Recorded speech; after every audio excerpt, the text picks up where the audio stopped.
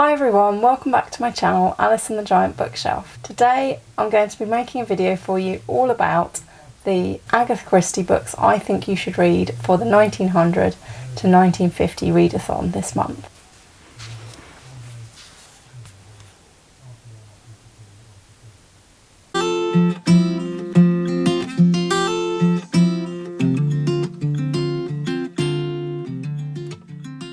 Hi everyone, welcome back to my channel, Alice and the Giant Bookshelf.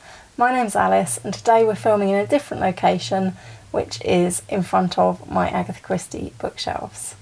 And that's because today I'm going to be telling you all about the 5 Agatha Christies I recommend for this month's 1900 to 1950 readathon. The readathon's being hosted by Katie over at Books and Things, so please check out her launch video in the description below. You can also check out my TBR video for the month. So the reason why I thought I would recommend some Agatha Christie's is because I think this is the perfect month to discover Agatha Christie if you haven't already. Agatha Christie was an absolutely prolific writer and there are plenty of her novels and short stories to choose from this time period. Her first book, The Mysterious Affair at Styles, which is a Poirot adventure, was published in 1920. The 1930s were a particularly productive time for Agatha Christie. I counted up her books from the 1920s when she was first published to 1950, and there are 49 books you could choose from if you include short story collections. In the 1930s alone, Agatha Christie produced 23 books including short story collections, which is just astonishing when you think how much writing that is, and when you also think that most of the books from the 1930s are widely considered to be Agatha Christie's absolute best work, her most innovative work, her most interesting stories, and her best tricks and mysteries were pretty much all pulled off in the 1930s, so there's plenty to choose from. One of the first things I thought when I heard of the 1900 to 1950 readathon was that it would mean being able to read Agatha Christie and introduce other people to Agatha Christie.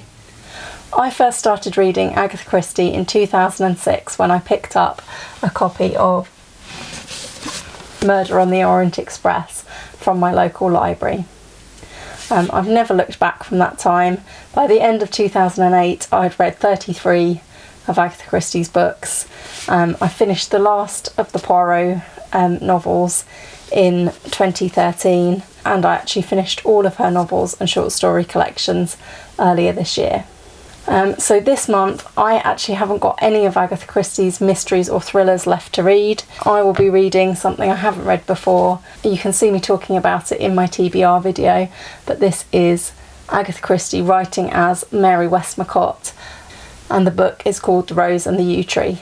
I'm really looking forward to reading it because I haven't read any of the books that Agatha Christie published under this pseudonym yet.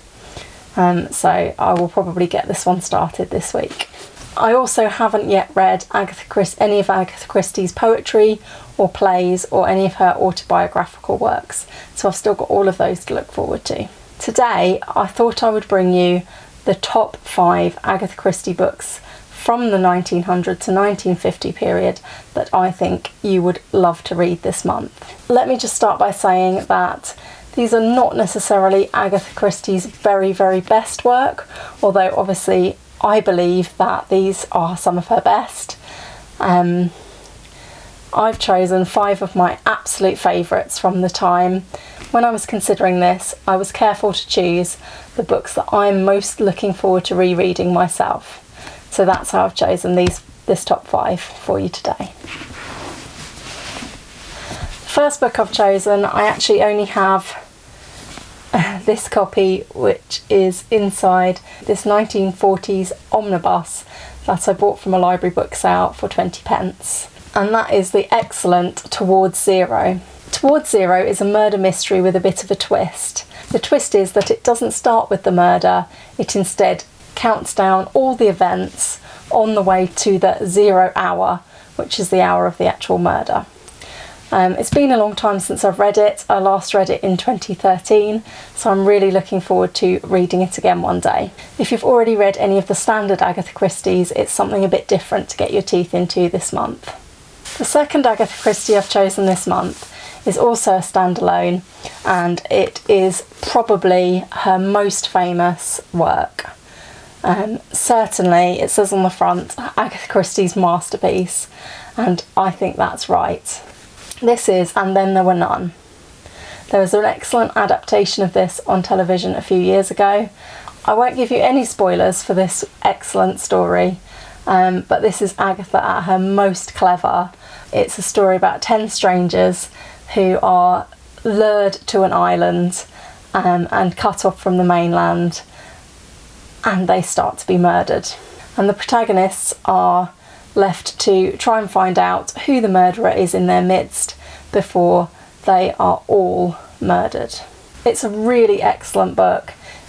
It's justly one of Agatha Christie's most famous and most widely recognised standalone novels. I think if you're looking for an Agatha Christie to read this month, look no further than And Then There Were None. It was first published in 1939, and it is an excellent read. Moving on, the next three I've selected are all Hercule Poirot mysteries. A vast amount of Christie's work were short stories and novels featuring the Belgian detective Hercule Poirot.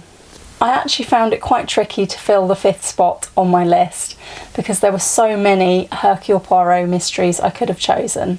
The Mysterious Affair at Styles is excellent. Murder on the Orient Express, although that's quite different. So I've gone for a really enjoyable standard Poirot adventure, The ABC Murders. This one's also been on television recently, but the adaptation was a little bit out there. I'm really looking forward to rereading this book from 1936. It is one of the few Hercule Poirot mysteries that is narrated by Captain Hastings, who's a really good narrator and an excellent Watson to Hercule Poirot's Holmes. In the ABC Murders, the two of them are on the tail of someone who appears to be working their way through an alphabet of towns and an alphabet of names as they commit murder. I recommend the ABC Murders. If you've read some Poirot books already and you love Poirot, the ABC Murders is a great choice. If you haven't read any of Poirot yet, the ABC Murders is also a pretty good place to begin. Or you could try one of the other two I've selected. The second Hercule Poirot on the list, I'm pretty sure this would not be in everybody's top 5, but I have such a soft spot for this book. I actually frequently name it as my top favourite Christie, and it's Five Little Pigs. Five Little Pigs is a bit different as a Poirot mystery in that the murderer has already been convicted. Caroline Crail has been convicted of murdering her husband, and most of the action takes place 16 years later as Poirot is asked by Caroline's daughter to try and resolve the original murder. The beauty of this book is that there are only 5 suspects, the Five Little Pigs of the title, and it just really showcases the genius of Poirot being able to solve a mystery 16 years after it has happened. I love the storyline of this one, and I've been to see a play of this as well called Go Back for Murder. In my opinion, this is one of Christie's best. This was published in 1942, and it's a really enjoyable read.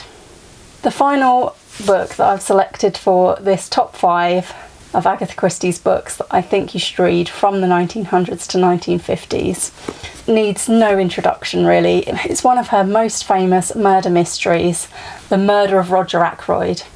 This again is Christie at her most clever.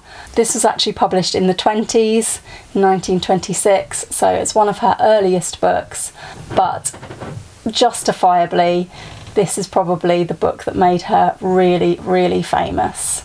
I'm not going to tell you anything that might spoil it for you, but it's a really satisfying mystery, and it features Poirot at his absolute peak.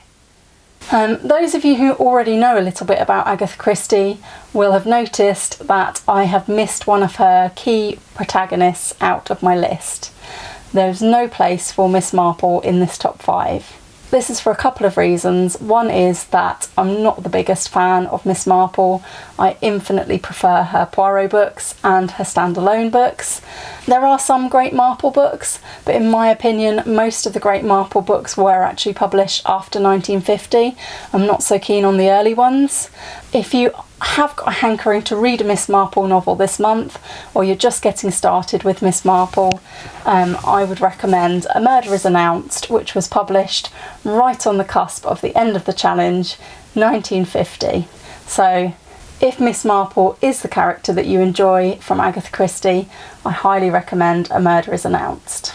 That's all for today. I hope you've enjoyed me telling you all about my love of Agatha Christie and the 5 books that I think would make really good reads for the 1900 to 1950 readathon.